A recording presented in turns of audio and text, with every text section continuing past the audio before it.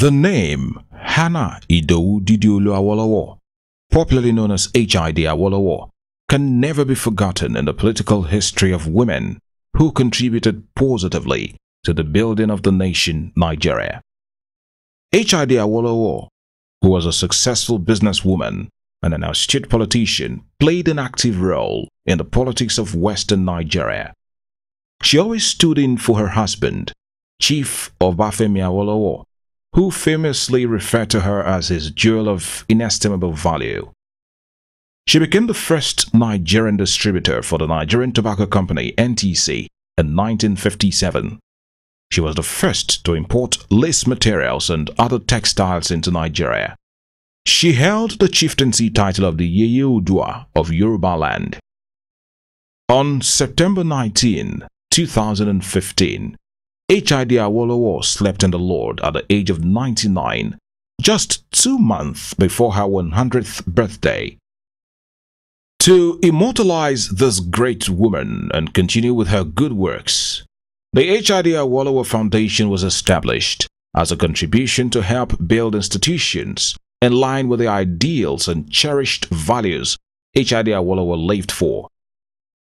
The HID Awolowo Foundation, which was launched on September 19, 2016, on the aegis of the Obafemi Awolowo Foundation, aims to propagate the edifying legacy of Yeye Oodua, HID Awolowo. The objectives of the foundation are to teach women the qualities of leadership and doggedness demonstrated by HID Awolowo, to also advocate for the empowerment of women in all spheres of life, among other things. The maiden edition of the HID Awolowo Foundation Annual Lecture, which was held on Tuesday, the 28th of November 2017, at the Nigerian Institute of International Affairs (NIIA) Victoria Island, Lagos, with the theme Ethical Politics, Peace, Development and Security in Nigeria, the Critical Importance of Women's Leadership, witnessed prominent Nigerian women, political leaders, associations, school children, among many others. They include former Minister of Education, Dr. Mrs. Obi Ezekwesili, former Nigerian envoy to the Netherlands, Dr. Olatokunbo Awolowo, the publisher of the Guardian newspaper, Lady Maiden Ibro, Chairman of the Day, Senator Daisy Danjuma, the Director General, Culture and Tourism, Niger State, Hajiya Sadatu Adamu, Chief Awolowo's eldest daughter, Reverend Tola Oyediran, wife of the Minister of Solid Minerals Development, Mrs. Bisi Fayemi, fashionista, Chief Mrs. Abba Folawiyo, among many others. Other dignitaries were the former Governor of Ondo State, Dr. Olusegun Mimiko, former Minister of Information, Mr. Labaran Maku, Senator Oloronimbe Mamura, Chairman Premier Lotto Nigeria and billionaire philanthropist, Sir Kensington Adebutu, Pastor Tunde Bakare and wife, Mrs. Olaide Bakare, elder statesmen and women, as well as delegates from the West Africa Women Association. The Sultan of Sokoto, Muhammadu Sa'ad Abubakar III, was represented by His Royal Highness Dr. Haliru Yahaya, the Emir of Shonga. Prince Adeyinka Onokade, the Alakene of Ikene, represented the Obi of Onitsha. The convener of the event, Dr. Tokunbo Awolowo Dosumu, in her welcome remark, said the motive behind the setting up of the foundation and the annual lecture was, among other things, to set a standard of excellence, which Yeye Oodua was known for, and ensure that her outstanding qualities continue to inform the national architecture of values and character building. She described the keynote speaker, Dr. Obi Ezekwesili, as a highly accommodating person, a scholar, and a fearless woman. She added that all the discussants are internationally renowned and highly respected women who have made their marks all over the world. She thanked all for coming to celebrate Mama HID Awolowo as an exemplary wife, an entrepreneur, and a respected woman whose doggedness and unique brand of leadership was the reason for the gathering. Gives me enormous pleasure to welcome you all to this milestone event, the first in the HID Awolowo Foundation lecture series. As has been widely advertised, this is our first outing, and judging by the impressive lineup of key participants, as well as the quality audience in attendance today, I believe we can safely assume that we are well on our way to becoming a respected voice in the area of advocacy on women's issues and indeed wider social issues. In the chairman's opening remark, Senator Daisy Danjuma, who also eulogized Mama Awolowo, she urged all to read more about the HID Awolowo Foundation, its founding philosophy, mission and policy statements, so as to know the ideology behind the foundation. She further appealed to all to give their undivided attention to the keynote speaker and the discussants and learn more from their wealth of experience. I would like to thank the keynote speaker for accepting to come here this morning to share her wealth of experience with us here. My only regret here is that I would have loved to see more students, younger women, who will learn from Mama HID Awolowo's values and her visions.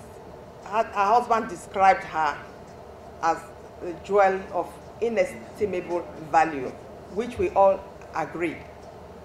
And then every young girl here, Mama definitely is a role model, and I would have loved this hall to be filled with young girls. And I'm sure by the time we have our second edition of the lecture, half of the hall will be dedicated to the younger ones, whom we like to learn. This was followed by the review of a book titled The Radiance of the Sage, The Life and Times of HID, a book written by Professor Wale Adebanwi, a professor of race relations at the University of Oxford. The book reviewer was Dr. Insa Nault, the Vice Chair of the UK Council of Area Studies Association and the President of the African Studies Association of the UK, who was represented by Dr. Olufemi Ogunsoya, the Chairman Planning Committee of the lecture. In her review, Dr. Nault said the book discusses the life of a remarkable individual and alerts its reader to learn more about Mama's life, not primarily as that of an individual, but her resilience and unwavering support for her husband. She added that the beginning of the book focuses on Hannah's care for Obafemi Awolowo, which was an expression of a very personal commitment that went beyond social norms and expectation. It also looks at her upbringing as a highly disciplined individual, despite being an only surviving child. Speaking further, she said the next 8 chapters focus on Hannah's relationship with Obafemi Awolowo. Hannah, like many women at the time, made a significant contribution to the family income and supported her husband during a time of financial turmoil and while he was studying in the UK. She said HID Awolowo did so much simply to contribute to the overall ambitions of her husband. Dr. Nault said HID Awolowo's contribution to her husband's unique success illustrates the intensely social nature of political power in a typical Yoruba society.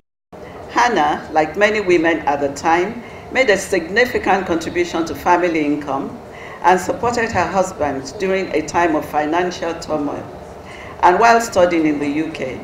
And yet we also understand that the apparently stereotypical relationship between her husband and herself was highly unusual in many ways.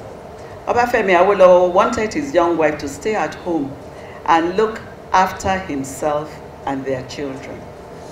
Hannah did not defy her husband, but she asserted her desire to earn an independent income in a skillful, diplomatic, and pragmatic manner, which made it very easy for her husband eventually to agree to it. Yet she did all this not to pursue her own aims or to build her own house, but simply to contribute to the overall ambitions of her husband. Concluding her review, Dr. Nault said it is safe to say that without HID Awolowo's care and commitment to the family, the Awolowos would not be as prominent as they are today. Hence, the reason for the celebration of the life and legacy of HID Awolowo. HID Awolowo's contribution to her husband's unique success illustrates to me the intensely social nature of political power in Yoruba society. The importance of HID's social values implies that in this part of the world, political alliances are always fluid. What is the role of the Awolowo family in the context of Nigerian and Yoruba politics today? We can safely say that without HID Awolowo's care and commitment to the family, the Awolowos would not be as prominent today as they are.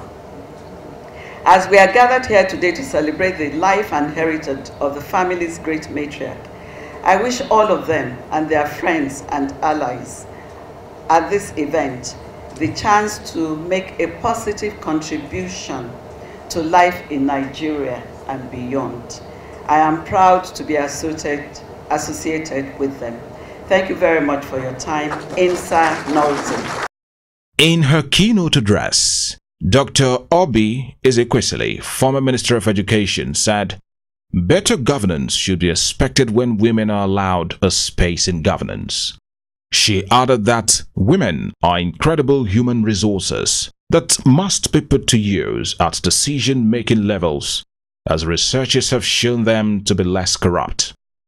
Dr. Obi Ezekwesili said, "It is time for Nigerian women to stand up to their responsibilities in governance and be productive, as that is the best way to honor Mama HID Awolowo and to put an end to marginalization, poor governance, and corruption in the society."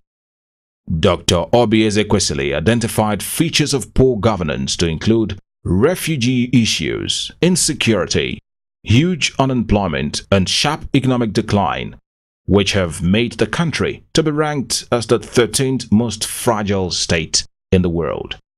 The nexus between politics and governance, peace, security, and development. I already said to you that good governance is result-oriented. It is the kind of governance that generates benefits that we now more commonly call democracy dividends. Every government, whether rich or poor, has a universal responsibility to generate these dividends. It is on the basis of generating such results that governments have legitimacy, not just by virtue of the political outcomes, but the legitimacy in the hearts of citizens. Ladies and gentlemen, politics and governance are processes for generating improvements in the standard of living of citizens on a sustainable trajectory. In other words, it is not we make a little progress, then we reverse. It's on a sustainable trajectory. We make progress. Peace, development, peace, and security are critical, Dr. Dosumo, these are critical results of good governance, which citizens expect must be delivered to them. Connected all the dots, because development, peace, security are very much key results of good governance. The raison d'etre, as the French would say, the reason for being, the leitmotif of governance, is that the quality of life of citizens must continuously be on the upward swing. The legitimacy that a government can have by simply delivering result is enormous. It does not need any propaganda machinery. When you see results as a citizen, you know it.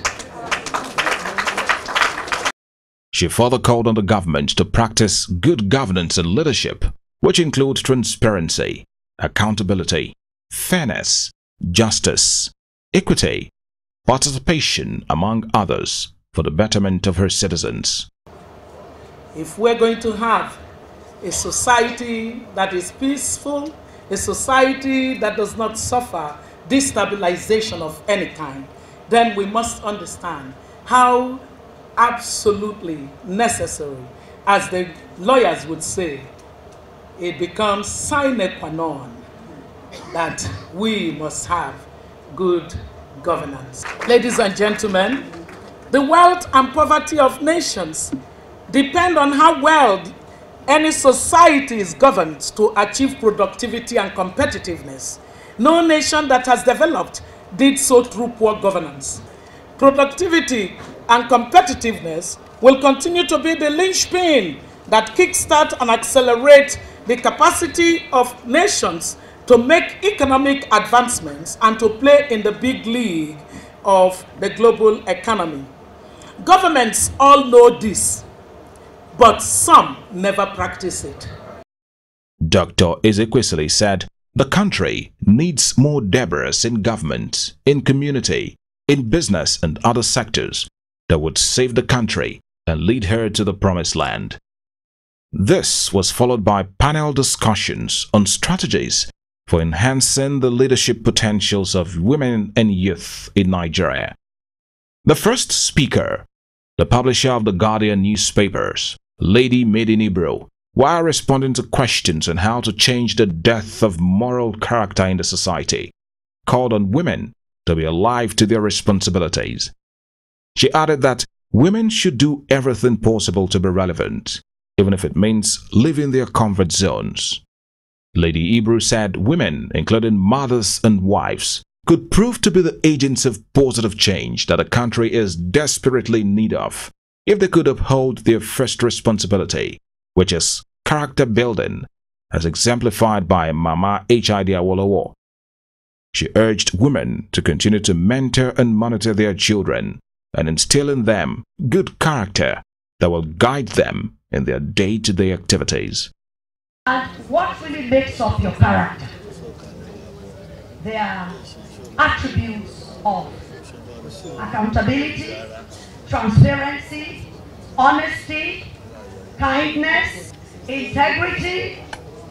Even we're multitaskers. You'll be amazed how many things a woman can juggle in a day. I think it's an inbuilt mechanism that God actually endowed us with. Our governments have failed us. But from your home, continue to mentor, to monitor your kids, the kind of friends they keep. It's all got to do with character. And at the end of the day, whatever you do, I want we women to stand up, to stand out, and people can say about you, here goes a woman, diligent in her duties, even amongst the best of men.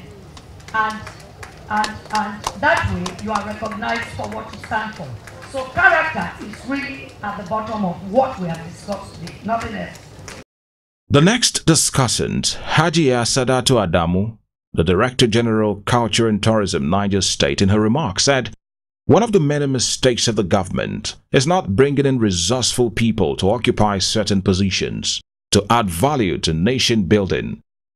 She added that the absence of the younger generation in government has made the problem more pronounced and that the government needs to address it. She appealed to the government to give the younger generation, especially women, the opportunity to participate in governance.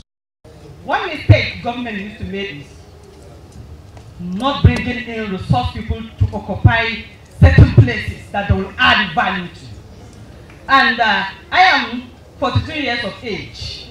I am at an age that I am neither old nor small. My brain is still fertile. So the absence of people of our age in government make the problem of government more pronounced. And I think this is one of the issues that government needs to address. The ethics of politics is drastically being abused and bastardized by the political class. This is one of the reasons why we are facing difficulty, and even the dividends of the democracy, cannot be achieved systematically. The peace process we're talking about, the development, security, these are burning issues that need to be addressed. But it is so slow, we find it so difficult to achieve it simply because the ethics of the politics is abused. Secondary school is one of those processes of socialization or agents of socialization that platoon us to go into a wider, that set us to go into a wider society. When I was in secondary school, we mixed up our dining table, mixed up with Christian, Muslims. During their prayer meeting, when they have Christian programs, we join them. When we have Muslim programs, we join them. But I wonder why today, when we come into a wider society, why we are not translating this. So I think this issue of change should start from secondary school. Today, I think we have an organization in secondary school, clubs called cultural clubs. I think through these clubs, we can produce new minds that we can put into the society so that there will be sanity in the polity in the next few years. I will end my presentation with a definition. No, politics have many diverse definitions. But there is a definition from a Greek political father called Maiden. He defined politics as a struggle between the actors desiring conflicting public issues. So if we are to go by Van Dyck definition of politics, I think what is happening around the game is justified. But we will try and bring sanity to the system. Thank you. The third discussant, Ms. Yemi Adamolekun, the executive director of Enough is Enough Nigeria, said the country should focus more on her history and context so that the present generation can have an idea of where the country is coming from and where she needs to be. So, Mrs. Fayemi asked me about what we should do more of and what we should do less of. I think one key thing that we should do more of is talk a lot more about our history. Mrs. Ogunde referenced it about when you mentioned some names and the young people now don't know or have a context for it. Both my parents were academics. I grew up on the campus of then University of Ife, now HID Awolowo University. 3 weeks ago, we had a reunion of our primary school, which was 50 years old, and we sort of walked around the campus. And one of the things we kept saying was just the power of Obafemi Awolowo's vision. He saw that far ahead. So in terms of what we should do more history. And even Mrs. Awolowo, HID Awolowo, a lot of us don't know how what they did then affects what we do now and what we have. So yes, there's the famous Awolowo cap that we see now, the glasses. There's things that symbolize who he was and what he represents. My father is an unashamed Awolist. So I think also for me, growing up, I got a bit of that.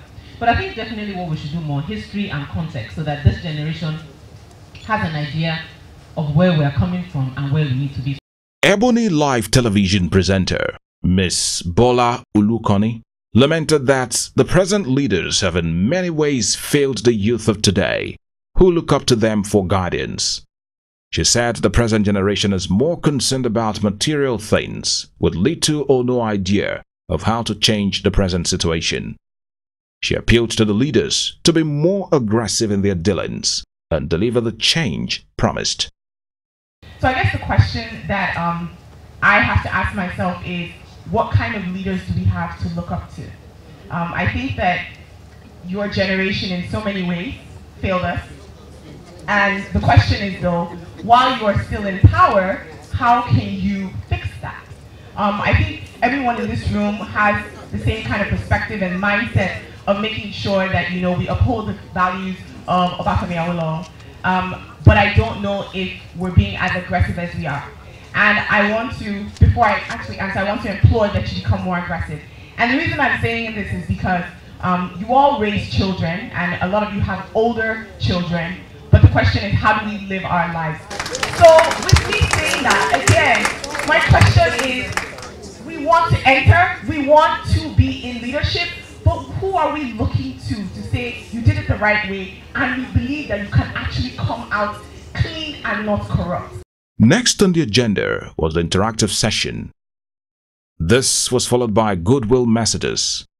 The former governor of Ondo State, Dr. Olusegun Mimiko, in his Goodwill message said, the best way to empower the country is to empower the women. He further appealed to men to give women the opportunity to partake in politics and nation building, as there is less corruption when they are in power. But I know from my experience that the best way to empower a family or a community, and by extension the country, is to empower the woman. And reducing it to everyday experience at the family level. In the family, if a woman is empowered in terms of the resource available to her, you will see the difference in the house. You will see the difference in the children. Even the man will see the difference on the dining table. The nutritional quality of the children will improve. The chances of the child surviving will improve, because immediately the child has fever, if she can dip her hand into her pocket, she's there in the hospital. The empowerment of a woman is very important for our nation to move forward. I don't have any doubt in my mind. The Emir of Shungar, His Royal Highness Dr. Haliru Yahaya, who represented the Sultan of Sokoto, Muhammadu Sa'ad Abubakar III, in his Goodwill message, called for cohesion among Nigerians as it will help address the decadence in the society. He also charged women to take up political positions and contribute their quota in nation building. We are looking at, we are in desperation looking at how to move forward. Apart from power of one, there is power of orientation. Can we sit down collectively? The clerics, the elderly, those who have integrity. Can we sit down and develop thousands of integrity officers? Can we sit down and develop a compendium of what we should teach in propaganda to our kids? When I say propaganda, I'm talking nice words here, not the one of bending minds or nothing. It's a syllable that contains good manners, patriotism, follows. But as the person has gone through that, from kindergarten to primary school and to secondary school, we're beginning to have a new generation of Nigerians. The big ones are dry fish, they will break. So give ourselves 15 to 20 years of consistent, persistent orientation using the right values. We can salvage this nation. Thank you very much.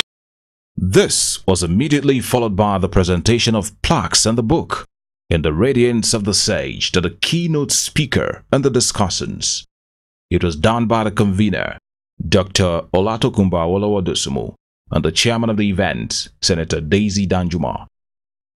To bring the maiden edition of the HID Awolowo Foundation annual lecture to an end was the vote of thanks by Mrs. Folusho Olaniyan, the advisory council, the convener, and the family. I express our thanks first to the staff of the Nigerian Institute of International Affairs. There's actually a strike going on, but they put it aside to come and make this place open to let this event hold. We're extremely grateful. We're also grateful to the Nigerian Bottling Company. They gave us some drinks towards developing the packs for this event. We're grateful to the distinguished people who are here, traditional rulers, dignitaries, people from the private sector, women organizations, our VIPs. We thank all of you for making this event a great success. This is the first lecture, but several intergenerational dialogues and programs of the foundation will follow shortly. We are on Facebook, we're on Twitter, and there's so much we're going to share with all of you about the ideals of the HID Awolowo Foundation. We thank you all for coming. We wish you a safe journey back to your destinations, and we look forward to seeing you all at our next event that will be announced shortly by the council. Thank you, and God bless you all. From Biscayne Communications, it's hearty congratulations to the board of the HID Awolowo Foundation and the Awolowo family.